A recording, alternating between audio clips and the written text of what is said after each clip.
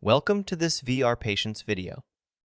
In this video, we will explore the Interventions tab of the Scenario Builder. Interventions can be enabled in various categories. The interventions that can be made available are based on both the avatar's starting position and the moulage selected in the Patient Conditions tab.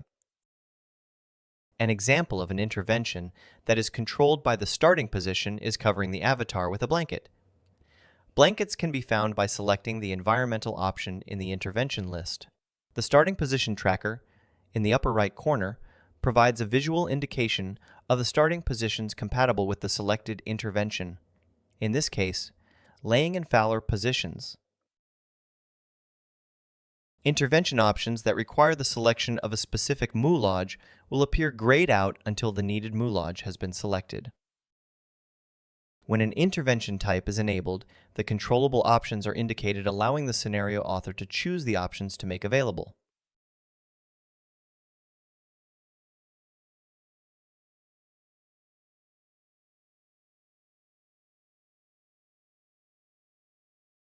The VRpatients scenario validation system will alert authors to intervention conflicts when attempting to reposition an avatar using scenario logic.